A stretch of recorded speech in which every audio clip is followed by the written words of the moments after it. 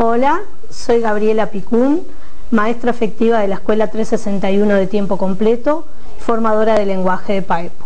Hoy me invitaron a hablar del tema planificación de la escritura, secuenciación y evaluación para el tema de concurso. Primero me gustaría precisar algunas cosas sobre la enseñanza de la escritura y sobre qué paradigma estamos ubicados. La escritura tiene un carácter comunicativo, procesual, intelectual y cognitivo, y el paradigma que sustenta nuestra práctica es el paradigma cognoscitivista. Considera a la escritura como un proceso cognitivo y va a estudiar las fases o procesos mentales que subyacen en la composición de un texto escrito. En esta perspectiva, nosotros tenemos que ver que cuando componemos necesitamos diversos conocimientos. Por un lado, el conocimiento social, que es conocer la situación comunicativa para la que vamos a elaborar el texto escrito, un conocimiento conceptual, o sea, el contenido del texto, el tema del texto, y conocimientos lingüísticos, un repertorio de formas lingüísticas características de ese tipo de texto que vamos a construir. Flower y Hayes han estudiado estos procesos y describen las operaciones mentales que ocurren cuando se escribe. Para esto se estudian tres grandes temas. Por un lado, los subprocesos de la escritura, que son planificación, redacción y revisión del texto, las diferencias entre escritores expertos y novatos, y las estrategias cognitivas y metacognitivas para la escritura, ¿no? Ellos llaman escritores a todos los que podemos escribir un texto. No está reservado la palabra escritor para los escritores profesionales. Escritor puede ser un niño, un liceal, cualquier persona que quiera componer un texto escrito. Durante mucho tiempo la pedagogía tradicional hablaba del texto mirado solamente desde el producto, de cómo quedaba ese texto, y no se ocupaba de los actos que se hacían a la hora de componer un texto, ni qué pasaba en la mente del escritor. En los años 60, los psicólogos cognitivos empiezan a investigar sobre qué pasa a nivel psicológico, y esos aportes se vuelcan en el aula a la hora de escribir. Por eso podemos mirar y hacer foco en distintas características del texto escrito. Si nosotros hacemos foco en el crecimiento que va haciendo el texto como producto, vamos a tener tres etapas. La etapa de preescritura, que es el proceso previo que realiza el escritor, el procesamiento de ideas, el tema, la clase de texto, la intención, los campos semánticos, el destinatario. La escritura, que es la traducción o el pasaje a papel de todas esas anotaciones previas, y la reescritura, que sería la organización, la revisión y la corrección del texto escrito. Pero si nosotros observamos los procesos mentales o cognitivos que organiza el escritor a la hora de elaborar un texto escrito, mencionamos tres grandes procesos, que son la planificación, la traducción y la revisión. La planificación, para Flower y Hayes, es lo que pensamos en la ducha. A algunos les gusta decir lo que pienso con la almohada. Eso nos da cuenta de que nosotros no necesitamos lápiz y papel en este proceso, sino que son ese conglomerado de ideas a la hora de producir un texto escrito. Es lo que pensamos antes, consideramos las características del texto, consideramos el tono, el léxico adecuado, la cohesión, la ortografía, la puntuación, la morfosintaxis. En la revisión voy a volver sobre lo escrito, releyendo y evaluando. Es algo más que leer, dicen estos autores. Toman el término de review de inglés y dicen que supone mejorar el texto. Por lo tanto, cuando yo estoy haciendo el proceso de revisión, voy a mirar el texto para mejorarlo, pero también voy a ir aprendiendo de la escritura, porque no solo aprendo del tema que estoy escribiendo, sino que también voy a aprender sobre el lenguaje, y eso me va a dar utilidad para luego usar el lenguaje con mayor eficacia y mayor facilidad. Scardamalia y Bereiter, basados en los procesos mentales, hacen foco en ese proceso de traducción, que es la puesta en papel, la textualización, donde se le dio todo ese conglomerado de ideas, se le dio una forma discursiva a ese modelo, a ese momento de redacción, que es un aspecto lingüístico. Ellos dicen que miran cómo se introduce el conocimiento en ese momento de redacción, qué le pasa a ese conocimiento. Entonces diferencian escritores maduros de inmaduros y diferencian dos modelos de decir el conocimiento y transformar el conocimiento. El acto de decir el conocimiento, lo que hace es el escritor es vaciar la mente, la información que tiene sobre un tema, sobre una tarea, sobre un tópico, sobre el papel. O sea, va a contar lo que sabe. Es una tarea sencilla, el escritor que ahí es un escritor inmaduro, va a hacer una estrategias sencillas, simples, automáticas de redacción, y va a ser una escritura de tipo asociativo. Va a pensar decir y va a pensar escribir. Va a recuperar de su memoria a largo plazo todo lo que conoce del tema. ¿Cuándo considera que terminó la tarea? Cuando se le terminó el papel o cuando ya no tiene más nada en la memoria para decir sobre ese tema. No se va a fijar un plan de texto, no va a tener objetivos globales de la tarea. El transformar el conocimiento, en cambio, lo hacen los escritores maduros o competentes. Toman como su proceso el decir el conocimiento frente a una tarea o un tópico. También van a recuperar de la memoria aspectos que necesitan para la elaboración de ese texto, pero van a interrelacionar entre el qué decir y el cómo decirlo. O sea, van a pensar qué voy a decir, cómo va a ser la mejor manera, qué léxico adecuado utilizo, y los autores hablan de que el escritor toma como fase en esta tarea el resolver problemas de escritura, y hablan de dos espacios de problema: el retórico y el de contenido. El de contenido va a ir al qué decir y el retórico al cómo decirlo. O sea que el escritor maduro lo que hace acá es un saber decir las cosas. Va a tener en cuenta destinatarios, posibles lectores, contenido, etcétera. ¿Qué pasa para enseñar a escribir? ¿Qué estrategias utilizo entonces para pasar de un modelo al otro? Porque no se pasa de un modelo al otro solamente porque tengo un crecimiento en edad y en lo psicológico, sino en un cambio de estructuras psicológicas. Anna Camps plantea 7 principios básicos en los que basar la enseñanza de la escritura. Por un lado, dice que hay que crear un entorno que integre la escritura en las actividades habituales de la escuela y diversificar las situaciones.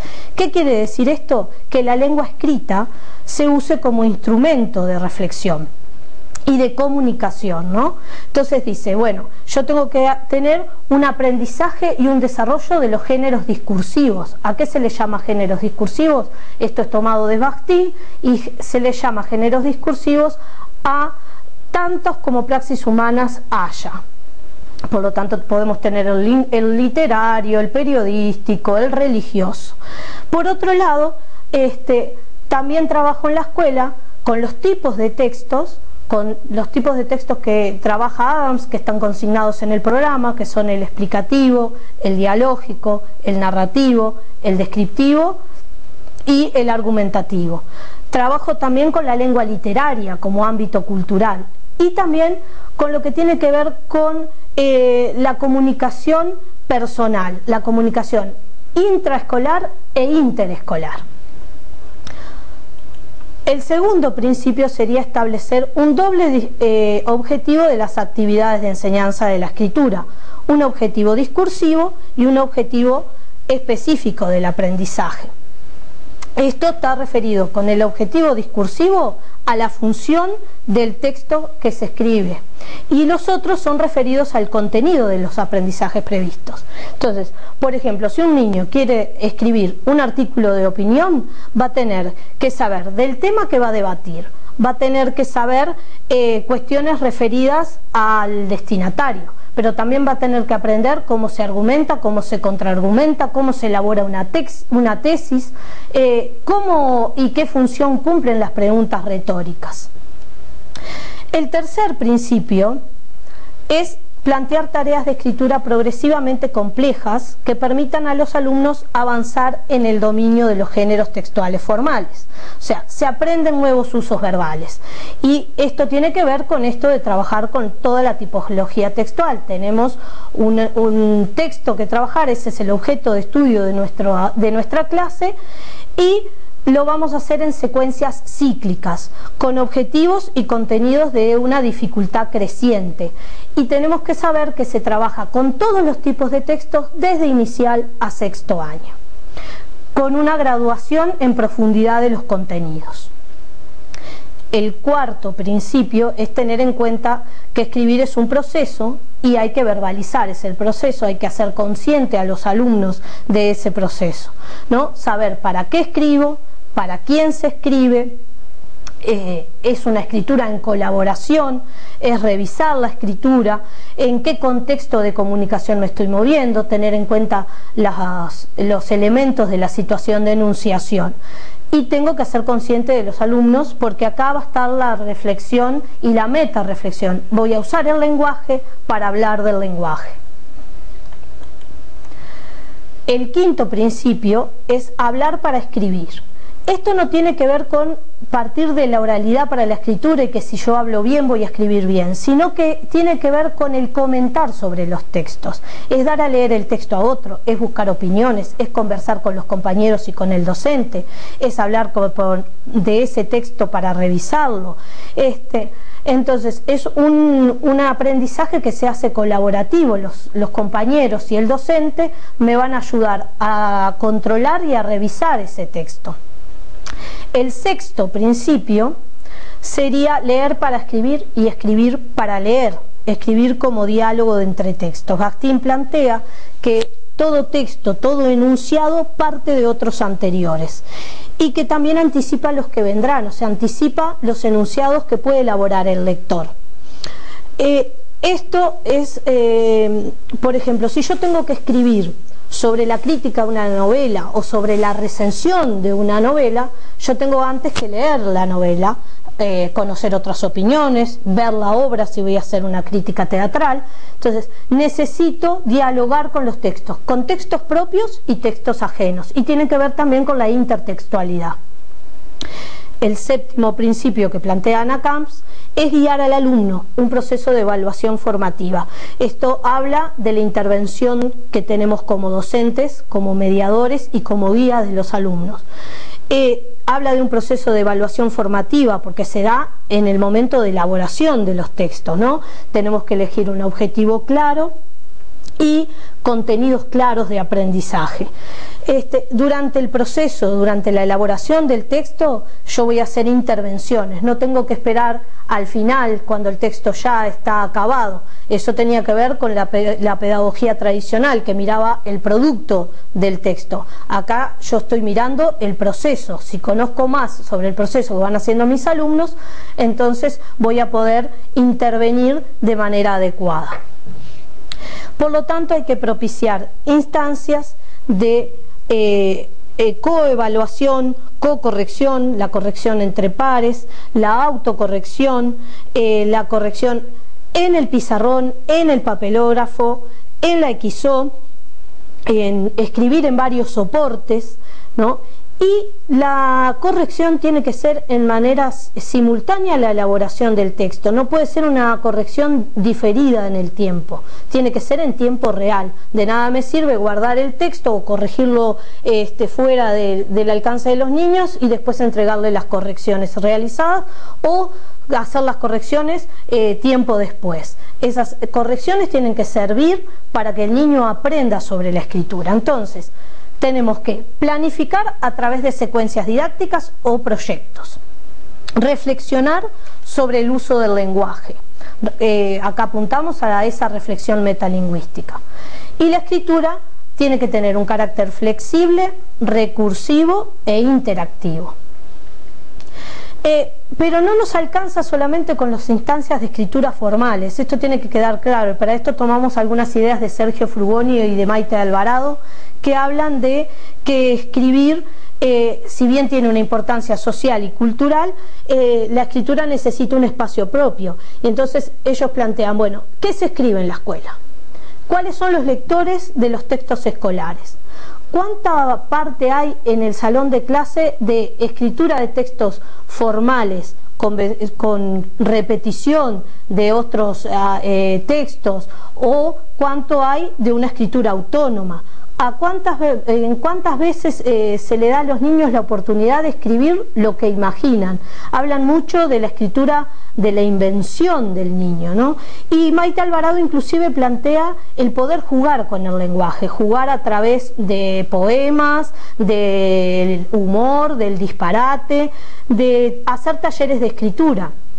Esto, por ejemplo, tiene que ver con que el niño puede hacer una descripción de una ciudad imaginaria donde uno le da 3 o 4 nombres de ciudades y el niño referido a ese topónimo tiene que describirlo y tiene que ver con el nombre. Por ejemplo, yo le puedo dar el nombre de ciudad Pancaliente, Caramañola, Bahía Espejo, y de acuerdo a ese nombre el niño va a tener que hacer descripciones de sus habitantes, de sus lugares, de posibles souvenirs que se lleve la gente, de actividades que ocurran en esa ciudad. Puedo también jugar con elementos de esa ciudad como la hamaca, el molinete, el muelle, y decir que elabore un poema que me termine de mostrar cómo son las características de esa ciudad. O sea que también tiene que haber un espacio donde se trabaje desde la literatura, desde el juego con las palabras, desde lo lúdico con el lenguaje. Bueno, y una de las cosas que nos compete era trabajar con las secuencias de planificación de la escritura. Por lo tanto, vamos a trabajar también con una elaboración de secuencia didáctica como tronco común. Cada uno después le pondrá el desarrollo que quiera, le pondrá cuerpo, le pondrá carne a este esquema, y tiene que ver con lo que Anna Camps habla de trabajar en secuencias didácticas. Entonces, nosotros tenemos, por un lado, la preparación de la secuencia. ¿Qué hago en la preparación de la secuencia? Primero represento la tarea, o sea, ¿qué hay que hacer? Voy a explicitar la finalidad de la tarea a realizar. Voy a establecer los parámetros de la situación discursiva. ¿Qué se va a escribir? ¿Voy a escribir un cuento? ¿Voy a escribir un informe? ¿Voy a escribir una novela? ¿Con qué intención la voy a escribir? ¿Para formar un libro de cuentos? ¿Para recoger un informe científicos? ¿Qué quiero hacer? ¿Quiero narrar? ¿Quiero explicar? ¿Quiero persuadir con ese texto o con ese conglomerado de textos que voy a elaborar? Por lo tanto, tengo que hacer explícitos los objetivos de aprendizaje, como por ejemplo, cómo se redacta un informe donde yo atienda los elementos o el léxico preciso que se maneja en el lenguaje científico. Si voy a trabajar con el esquema narrativo, voy a tener que ver qué conectores temporales utiliza la narración, qué tiempos verbales. O sea que, por un lado, tengo que tener en cuenta qué tenemos que hacer en la preparación y qué tenemos que aprender para la preparación de esta evaluación. Después voy a trabajar con la realización de la secuencia.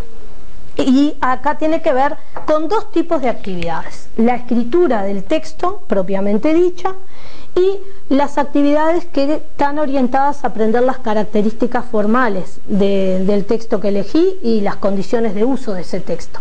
Entonces, acá vuelvo a ver el proceso de lo que me hablan las fases mentales, de las que me hablaron Flower y Ayes: planificación, textualización y revisión. En la planificación voy a ver qué contenidos, cuál es la situación discursiva, con qué intención, con qué destinatarios, cuáles son los enunciadores, etc. Voy a ir al pasaje de esas ideas al texto, y voy a hacer una revisión que no me sirve solamente para corregir el texto, no es para embellecer el texto, sino que es para aprender a través de la escritura y de esas correcciones. Bueno, En la realización y en la preparación yo tengo que tener en cuenta siempre los criterios de realización y de evaluación que necesito para la organización de esta secuencia didáctica. Recuerden que la secuencia didáctica es recursiva, es en forma cíclica, no es lineal, el proceso de escritura no es lineal. Estos procesos mentales no pasan de uno a otro y tienen una rigidez. Recuerden que la escritura es flexible, por lo tanto voy a tener en esta realización lo que tiene que ver con la producción del texto, estos procesos de los que me habla Flower y Hayes, pero también voy a tener aquellos que van orientados a aprender las características formales del texto que elegí y de las condiciones de uso. Por lo tanto voy a hablar también de la organización de la tarea, si voy a elegir una tarea grupal, una tarea colectiva, mixta o individual. Voy a tener instancias individuales de escritura, voy a tener instancias colectivas de escritura, de revisión, y lo importante acá es que tiene que tener tres características. Por un lado, importa las interacciones verbales que se dan entre los compañeros y con los docentes, porque ellos van a ser mis destinatarios intermediarios, van a colaborar en la gestión y en el control del texto. Esto evita que el proceso de escritura sea solo decir el conocimiento. Esto ayuda a que la redacción sea algo para estructurar el pensamiento, por lo tanto ayuda a que se transforme el conocimiento cuando estoy elaborando textos en colaboración, estoy compartiendo, estoy buscando opiniones, el maestro revisa, colabora, opina, y también nuestros compañeros.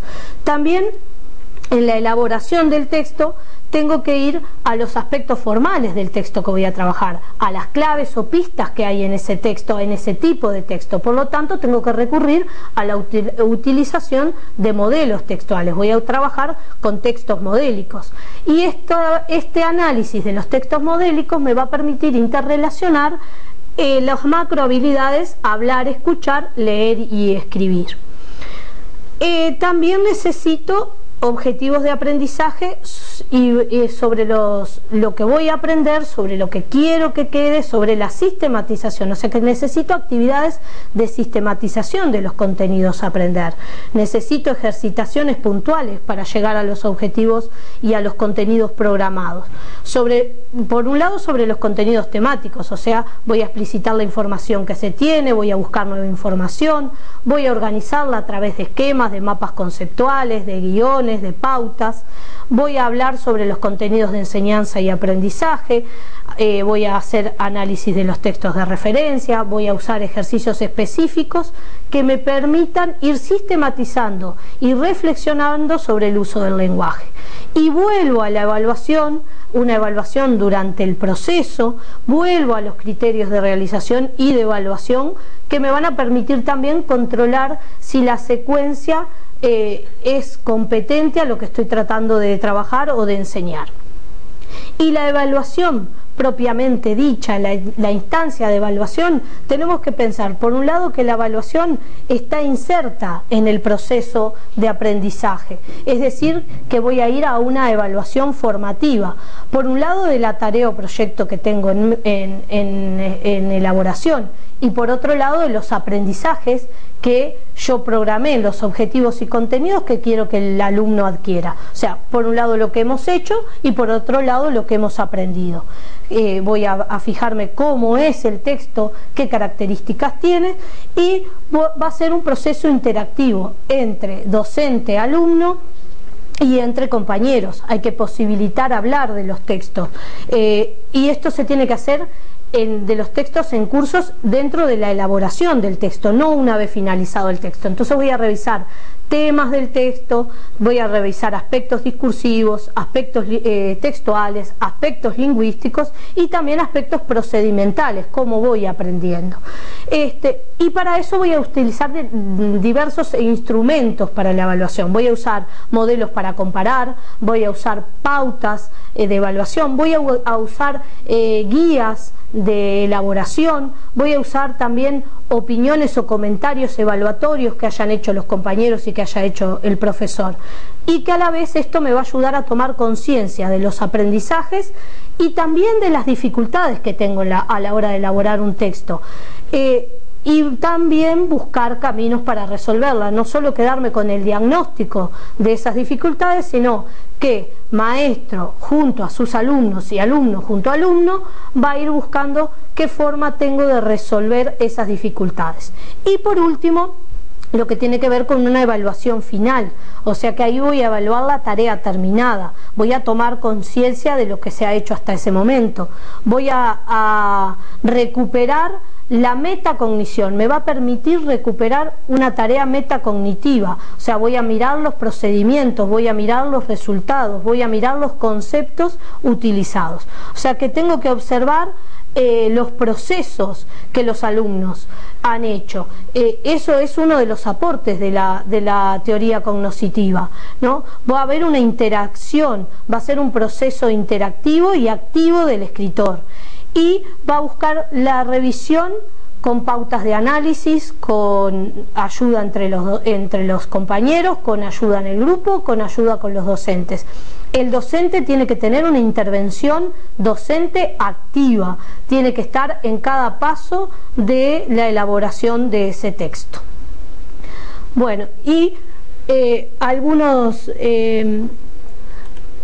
alguna bibliografía que ustedes pueden consultar es esta que nos regía, que era la de Ana María Camps, con las secuencias didácticas, que es de la editorial Graó, Marta Marín en Lingüística y Enseñanza de la Lengua, Sergio Frugoni para ver en Imaginación y Escritura otras formas de planificar la escritura que no tienen que ver solo con lo formal, el proceso cognoscitivo de Flower y Hayes en la teoría de la redacción, y un texto muy fácil de leer es el de Maite Ruiz Flores, donde habla de los procesos cognitivos de redacción, que trae justamente lo de Bereiter y Escardamalia, lo de Flower y Hayes, y está muy fácil de leer. Este libro, que es el de Marta Marín, tiene muchos ejemplos de cómo planificar, de Ana Camps, tiene muchos ejemplos de cómo planificar en la práctica diversas secuencias y proyectos de escritura. Bueno, muchas gracias y nos encontramos en otro tema.